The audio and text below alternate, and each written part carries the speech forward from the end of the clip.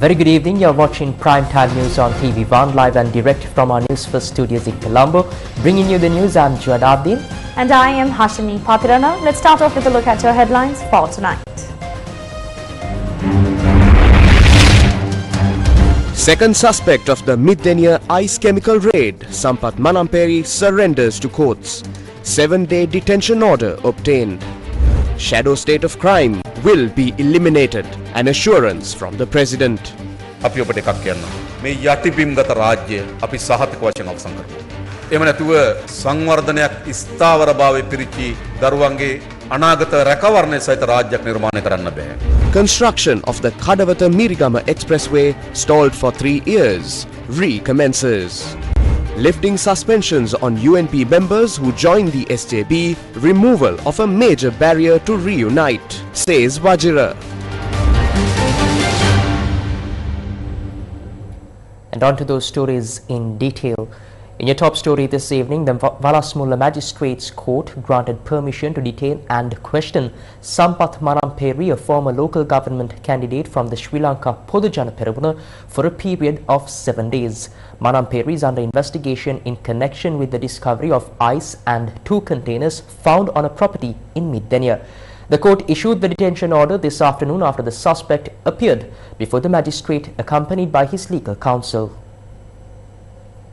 It was announced that Sampath Manamperi would be presented before the Valasmulla Magistrates Court and special security was deployed around the court premises from the morning hours. The suspect arrived at the court premises this afternoon in a 3-wheeler.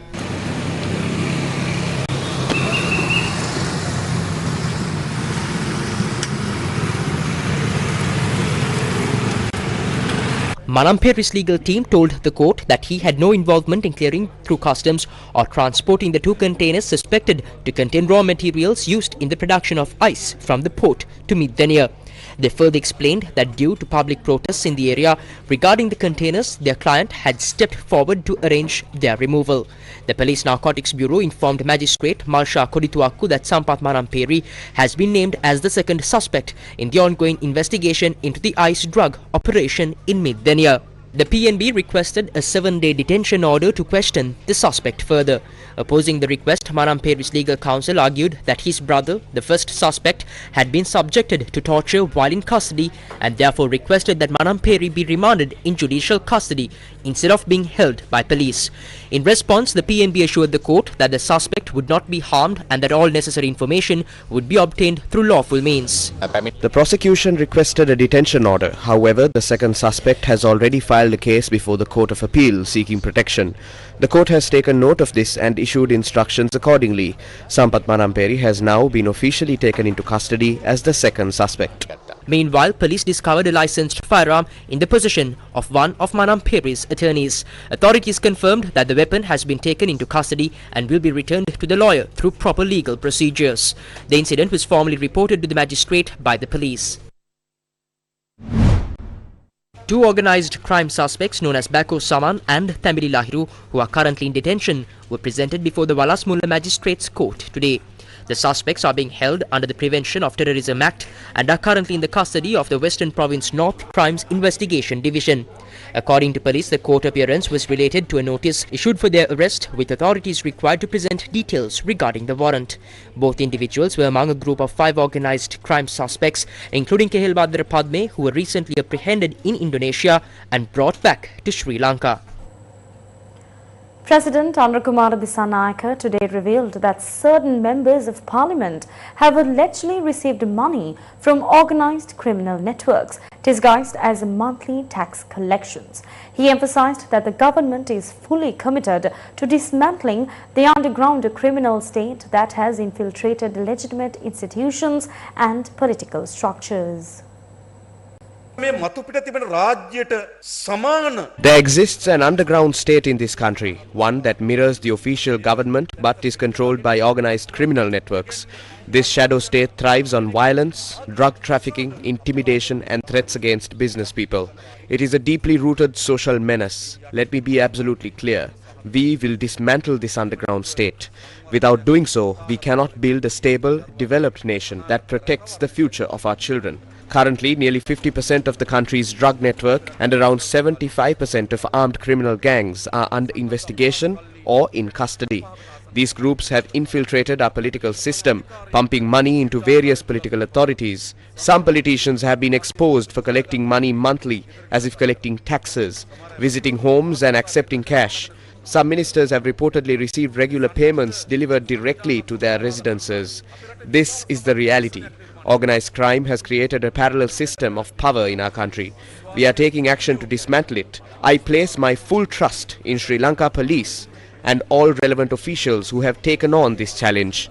I thank them sincerely and believe they will carry out this mission with integrity. Let me also be clear about our political vision. We are building a new political authority, one that does not steal or waste a single cent of public money. However, we recognize that remnants of the old system still exist. Some individuals and institutions remain loyal to outdated practices and corrupt habits. To those individuals, we say, you have a choice. You can adapt to the new political culture. If you refuse, you are free to step aside. If you don't step aside, we will remove you. That is our commitment to clean governance and national progress. දාලා යන්න සූදානම් නැත්නම් අපි අයින් කරනවා. After more than 3 years of suspension, construction on the Kadawatha Mirigama section of the Central Expressway officially resumed today under the leadership of President Anurukumara Dissanayaka. The 37-kilometer stretch is now back on track with an estimated investment of 229.532 billion rupees. The project will be funded through a combination of concessional financing from China's Exim Bank and domestic capital allocations. In addition, the Kadawatha interchange, a critical junction in the expressway network, is being constructed using local funds with an estimated cost of 8.692 billion rupees. Speaking at the event, Chinese Ambassador Qi Zhenghong emphasized China's continued support for Sri Lanka's development efforts. The Chinese government, the financial institutions, and the MCC bearing in mind the long-standing friendship between China and Sri Lanka and their firm support for the new Sri Lankan government, have overcome numerous difficulties and worked hand in hand with the Sri Lanka side to actively push forward the full resumption of the project. It's indeed a truly commendable achievement. The Central Expressway project is a major infrastructure construction project in Sri Lanka, a top priority initiative highly valued by the new Sri Lanka government, a key project for the country to overcome construction process, ensure his timely and high quality completion, and deliver tangible benefits to the people of Sri Lanka at an early date. Preliminary work, including land preparation and restoration of previously built sections, had already been completed using 7.5 billion rupees in domestic funds. අපි අයවැය ලේඛනයෙන් අපේක්ෂා කරලද අයවැය හිගේට වඩා This year, for the first time in Sri Lanka's history, we are reporting a budget deficit that is lower than projected. Not only that, we have also recorded revenue that exceeds expectations. This will be the only year in recent memory where no supplementary estimates have been submitted for additional expenditure. We are steering the economy with a clear plan and defined targets. As a result, we achieved a growth rate of 4.8% in the first quarter and 4.9% in the second quarter. By the end of this year, we expect to reach close to 5% growth. That means we are heading into 2 consecutive years of sustained economic growth near 5%. We have stabilized the value of the currency and are working to increase our foreign reserves to $7 billion by year end. Interest rates have been stabilized and the banking system is now actively channeling funds into private sector investments. In our first year in office, comparing last September to this September, we have successfully attracted $1 billion in foreign direct investment. Under the Port City initiative, we have already approved 4 major projects worth $1.4 billion. Another large-scale project worth $1.2 billion is nearing final agreement with 90% of negotiations completed. We are working to finalize this during our upcoming visit to Japan. This is not a broken state built on borrowed hope. We are rebuilding Sri Lanka on a foundation of fiscal discipline, economic stability and strategic investment. තොරන් ආර්ථිකයකින් නෙවෙයි. ඉතාමත් ස්ථාවර පදනම් සහිත ආර්ථිකයකින් අපි මේක ගොඩනගමින් තිබෙනවා.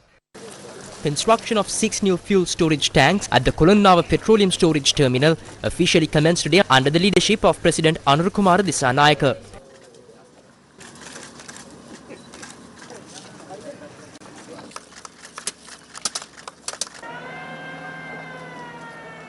The project aims to significantly increase the country's fuel storage capacity. The new tanks include 3 tanks with a capacity of 15,000 cubic meters each, 2 tanks of 7,000 cubic meters and 1 tank of 5,000 cubic meters. Several trade unions of the Ceylon Electricity Board launched a sick leave trade union action and staged a protest this afternoon.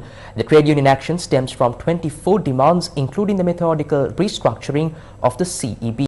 CEB employees have called for sick leave today and tomorrow in the midst of a work to rule action launched on the 4th of this month. Electricity employees engaged in the trade union action have presented 24 demands. Among the key demands are ensuring that monetary and non-monetary benefits currently applicable to CEB employees are not curtailed when establishing companies under the new Electricity Act, settling the 25.06 billion rupee deficit in the pension fund by crediting the amount to the fund's account before the due date, guaranteeing all rights entitled to trade unions under the Labour Act, immediately securing all rights that have already been curtailed, ensuring that all processes related to restructuring are carried out professionally and transparently. Several trade unions staged a protest this afternoon opposite the Ceylon Electricity Board headquarters based on these demands.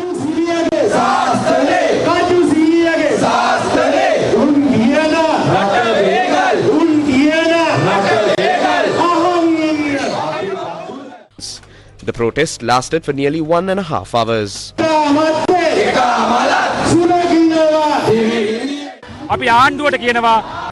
We urge the government to not take this matter lightly, do not treat it carelessly. On the 4th of this month, we submitted a letter with 24 demands calling for the restructuring process to be corrected.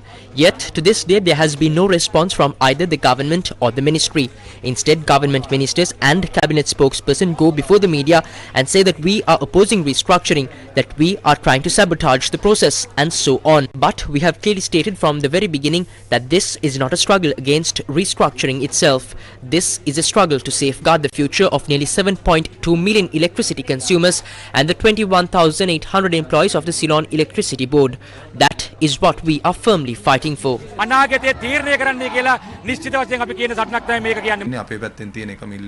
only demand is to carry out the restructuring properly. All the authorities, officials and relevant government parties must ensure this process is done correctly.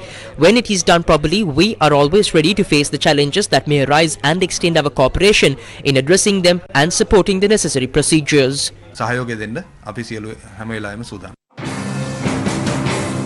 Despite the sick leave trade union action, operations at the CEB continued as usual. වෘත්තීය සමිතිය වලින් එහෙම ලොකු දැනුවත් කිරීමක් කරලා නැහැ. අපේ අදහස් විමසලත් නැහැ. පාලන අධිකාරියත් සම්බන්ධයෙන් පහුගිය කාලේ අදහස් විමසුවේ නැහැ. ඔකට ඉතින් අපිව දැනුවත් කරලා නැහැ ඇත්තටම. The Ceylon Electricity Workers Union had this to say. 2024 රනිල්ලා කාංචනලා ගෙනහල්ලා මේ පනත විදුලි බල මණ්ඩලය. In 2024, Ranil's administration introduced a law that effectively broke up the Ceylon Electricity Board into 12 pieces while attempting to push around 12,000 employees out. We made it clear that we would never allow it to be dismantled and sold off, and that we would protect the employees. In fact, when the current government took power, the 600 employees who were previously suspended have now been reinstated in their positions. Furthermore, the law that Ranil and Kanchana introduced to break the CEB into 12 parts has been implemented instead by establishing 6 state-owned companies, effectively splitting it into 4 Ceylon Electricity Board entities. Up to now, no employees have suffered any injustice. Let's take a look at the President's response to the trade union action by electricity workers. Today, I want the employees of the Ceylon Electricity Board to understand this clearly. By the end of October, under the previously passed law, you were to be assigned to designated companies. That law had already been approved, but we saw that it posed a threat to the sovereignty of the country's energy sector. Although we were bound to implement it, we made the decision to stop it. Instead, we introduced a new law, one that protects our energy sovereignty and improves institutional efficiency. Now I ask you, is changing the old law a crime? Is it a violation of your rights to strike over this change? No. In fact, the new law is what protects your rights. I urge you to work according to the rules. If you need sick leave, take it properly, but do your duty. Everyone remained silent while the previous law was being passed. It was scheduled to be implemented by the end of October. We stopped it. We gave you a better law. So what is the reason for taking sick leave now? You have been given time to choose which company you want to join. You have 2 months. If you don't wish to join any of them, you can opt for the voluntary retirement scheme. We've decided to offer compensation ranging from 950,000 rupees to 5 million rupees. That's how this process will work. No one can disrupt it. Our goal is to reduce the cost of electricity generation. That's our expectation. Without that, we cannot move forward. පිරිවේ අඩු කරගන්න ඕන. අපි අපේක්ෂාව. එහෙම නැතුව යන්න බෑ අපිට. News first with the people. News First, main sponsor. A trusted place for your fixed deposits. Valuable FD 10.25% for 15 months, 11% for 24 months. Valuable FD, the symbol of stability. The United National Party Working Committee, which convened last evening, has decided to lift all disciplinary bans imposed on party members who were previously suspended for joining the Samagi Jana Balawegaya. In a statement, the UNP announced that it has also taken steps to appoint a special committee headed by President's Counsel Tilak Marapana to examine the legal implications that may arise from implementing this decision. United National Party Chairman Wajirabe Wardana stated that with the recent decision by the party's working committee, all obstacles preventing former UNP members who joined the Samagi Jana Balawegaya from rejoining and working collaboratively with the party have now been removed. The working committee meeting was held at the UNP headquarters, that is Sirikota in Pitakotte, under the leadership of party leader and former President Ranil Wickremesinghe. During the meeting, a proposal was unanimously adopted to extend gratitude to all parties who supported the UNP while it operated within a broader political alliance after the former president was arrested. In the 2019 presidential election, the United National Party fielded its deputy leader, Sajith Premadasa, as its official candidate. However, he was unable to secure victory. At the time, there were widespread allegations that Premadasa did not receive full support from within his own party, with internal divisions surfacing during the campaign. As the 2020 general election approached, Sajith Premadasa, along with senior UNP figures such as Ranjit Madhuma Bandara and Kabir Hashim, broke away from the party. This group went on to form a new political alliance, the Samagi Jana Balawegaya. The SJB contested the 2020 election as a separate entity, submitting nominations independently. In response, the UNP declared that forming a new party and accepting its membership was a violation of party discipline. Subsequently, the UNP suspended the party membership of the defectors and initiated formal disciplinary proceedings. In May 2020, the SJB issued a public response to these actions. It is absolutely clear that the grand tradition no longer exists within that group clinging to the elephant symbol at Sirikota. What remains there is nothing more than a microbacterial fragment of that tradition. There is no space for capable individuals within that faction. Now they are sending us letters about suspending our party membership and proposing to remove us from the UNP working committee. But to us, those papers are worth less than a hair follicle from a dog's backside. For those who have crawled out of toilet bowls and sewage pits, the stench of filth isn't offensive. It is a fragrance. So no, we are not apologizing to any of them. We have no issue with the decisions they have made. The United National Party is here with us. The majority is here. Over 95% of local government and provincial council members are with us. So if you ask where the UNP is, it's right here. Not only were party memberships suspended and disciplinary actions taken, but a writ petition was also filed in court seeking to invalidate the nomination papers submitted by the SJB for the 2020 general election. Although the petition was filed by a UNP candidate, the SJB accused the party of being behind the legal move. However, the court ultimately dismissed the petition. At the time, SJB leader Sajith Premadasa described the petition as a product of deal politics. It is very clear to us that this conspiracy is the result of a deal-driven politics. We are drawing a line against this kind of politics where top-level individuals enter into private agreements that betray the country. I especially want to tell local government representatives, trust us, don't be afraid of anything. The Samagi Janabala Vega is a powerful people's movement that anyone can join and draw strength from.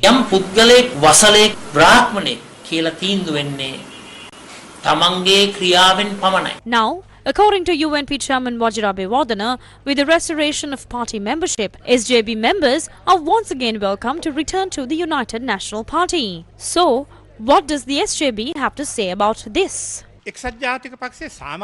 This isn't about restoring party membership. What the UNP has done is revoke disciplinary actions it took against several of our leaders. But that doesn't directly affect us because we are members of the Samagi Janabala Vega. So there's no issue of party membership for us. From what we can see, the UNP's decision appears to be an attempt to rebuild goodwill with those who joined the Samagi Alliance. Regardless, we are now part of the SJB and therefore the question of UNP membership is irrelevant to us. Although MP Tisatha Nayaka expressed the party's official stance, MP Harshana Rajakaruna appears to be preparing to attend the United National Party's convention. We have received an invitation to attend the UNP party convention. When such invitations are extended, it is up to the party to decide who will represent it. We are genuinely pleased that the UNP has invited us to this convention. A representative from our party will definitely attend and participate. There's absolutely no issue with that. We strongly believe that the broader centre-right political movement must be strengthened, and in that movement, the UNP and the SJB must inevitably work together in the future. That collaboration could very well take shape during an upcoming election.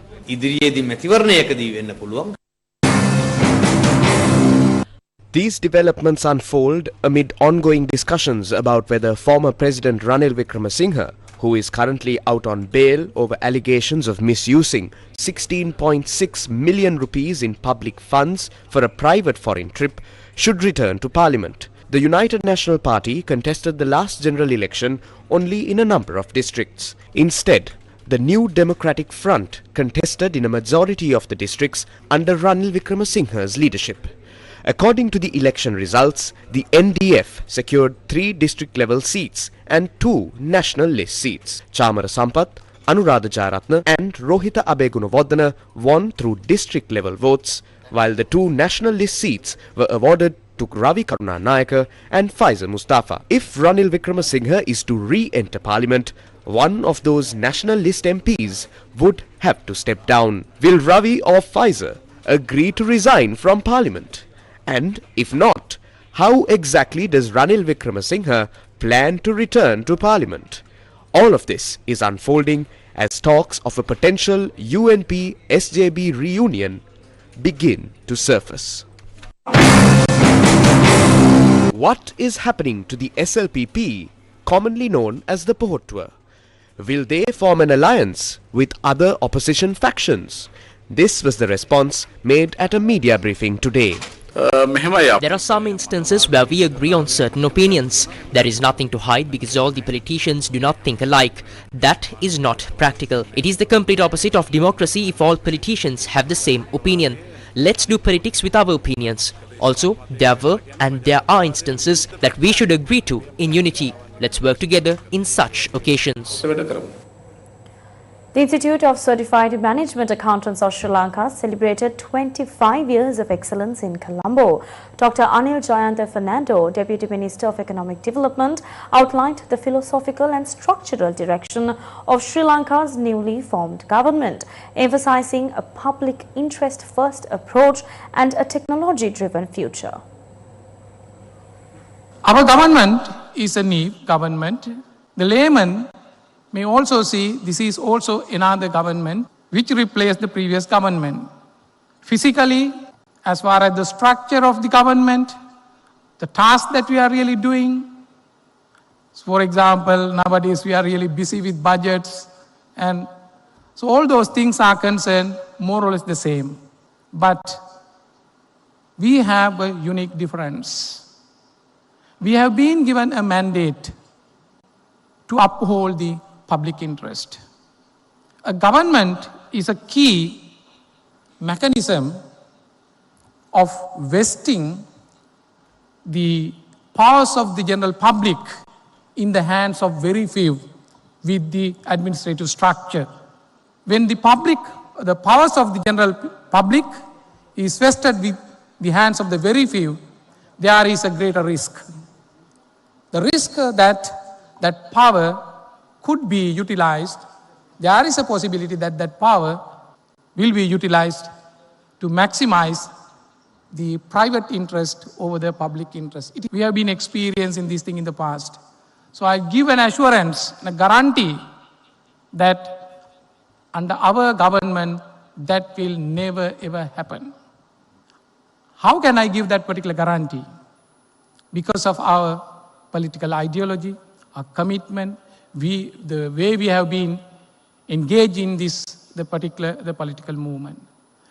So from our side, we will do our best for the society, but transforming a society to a better place, a dignified society where everyone can live in peace and harmony will not depend only on our efforts. It is everyone's task. Everyone has sectors or the people, his or her own duty and contribution. Technology should be given first priority. That is the reason why separate ministry for the digital economy was established. We focus on sectors. We focus on professions. So whereby in the future, you as individuals need not to look for favorism or connection with the government, no matter who you are. You need not to have any political affiliation with the government. But as long as you can be a part of profession, sectors, of course, always we would provide all the facilities and enhance the environment in which everyone can do the better. So I urge everyone to be very active, and the government has created lots of avenues for you to engage. In the future, we may find new avenues of joining with the government. Dr. Nandalal Veerasinghe, Governor of the Central Bank of Sri Lanka, called for the responsible and inclusive adoption of artificial intelligence or AI and digital technologies to reshape the future of banking and finance in the country. AI can help us track and report on green initiatives, which is an important part of the green financing, ensuring our actions align with our commitments. Moreover, our own digital transformation enabled by AI reduces our carbon footprint as another green initiative by minimizing paper usage, physical travel, and energy consumption. This is about using technology to build more sustainable and ethical business model.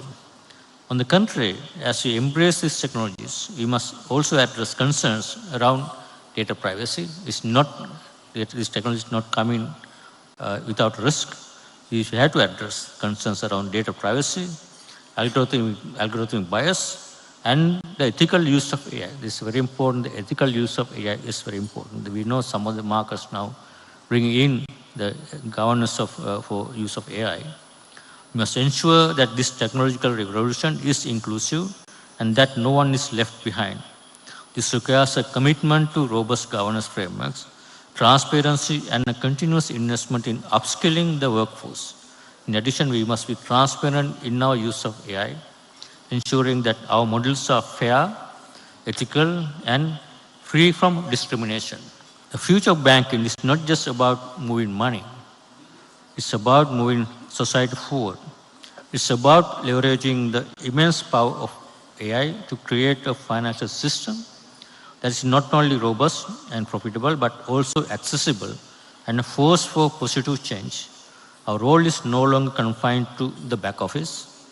We must be the bridge between financial data and strategic decision making. We must understand not only the technology but also its ethical implications, ensuring our AI models are fair, unbiased and transparent, and also use it properly, not for scams. We are the champions of value creation, and by embracing this transformation, we can guide our organizations to not only be profitable, but also be pillars of more resilient, equitable, and sustainable. But beyond efficiency and innovation, our collective goal must be to ensure that these technologies serve a greater purpose, creating sustainable value for our economy and society. CMA's 25 years of excellence was also tendered by former Parliament Speaker Karu Jayasuriya, CMA patron and former Foreign Minister Professor G.L. Perez, Professor Lakshman R. Vatawala, CMA Sri Lanka President, among others. Sri Lanka has ratified the UN Ocean Biodiversity Treaty.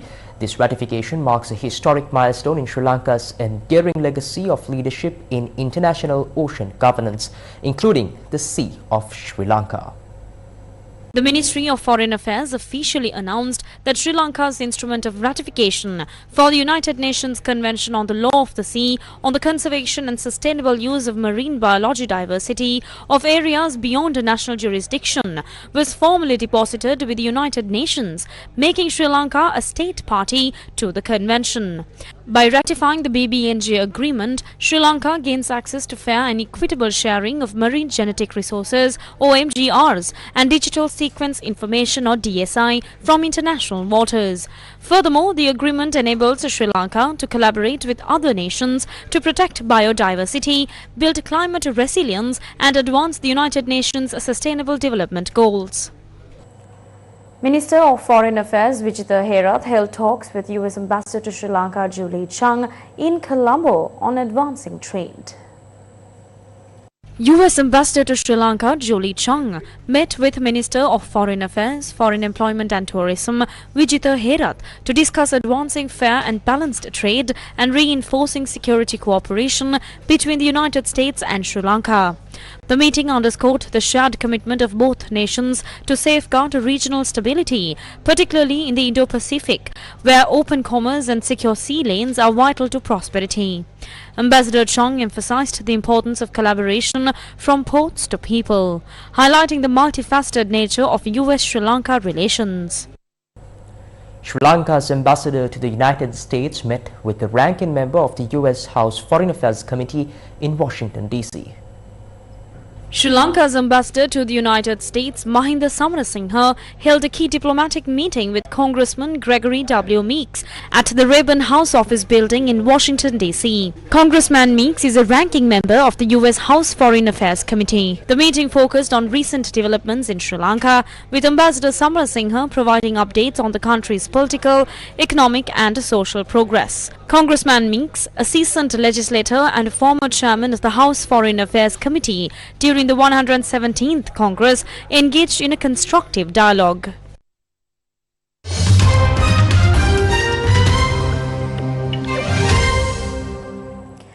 The United Kingdom rolled out the royal red carpet for US President Donald Trump's second state visit to the country, with an extraordinary show of pomp and pageantry unfolding entirely behind closed doors. Now, King Charles III greeted Trump at Windsor Castle today before trade talks with British Prime Minister Sir Keir Starmer scheduled for later in the visit.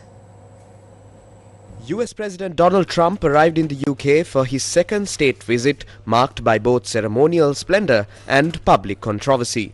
Trump and First Lady Melania Trump were formally welcomed at Windsor Castle by King Charles III, Queen Camilla and the Prince and Princess of Wales. The state reception included a carriage procession through the grounds of Windsor towards the castle, passing through George IV Gate into Windsor Castle, a guard of honor and a military flypast, underscoring the significance of the visit. Later, the American and British national anthems were performed by the massed bands of the Grenadier Guards, Coldstream Guards and Scots Guards. The ceremony was followed with King Charles and President Trump inspecting the Guard of Honor. During the visit, Britain and the United States will sign a landmark agreement valued at $42 billion aimed at boosting cooperation in emerging technologies, including artificial intelligence, quantum computing and civil nuclear energy. The visit, however, was not without tension. Protests erupted in Windsor and London, with demonstrators voicing opposition to Trump's presence. Authorities also reported several arrests linked to security breaches near Windsor Castle ahead of the ceremony. Heavy police deployment and strict airspace controls remain in place as Trump continues his engagements in the United Kingdom.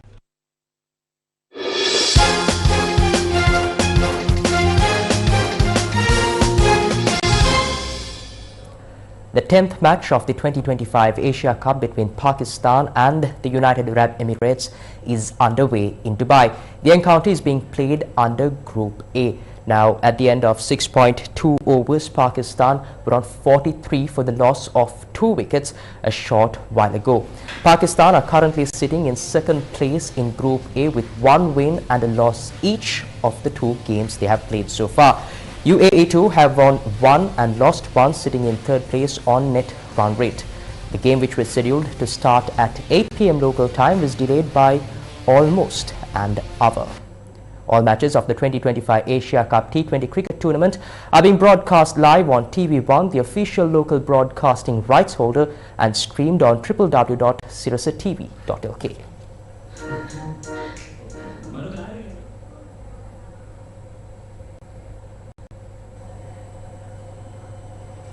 And that's a wrap of your news for tonight. Thank you for watching. Good night.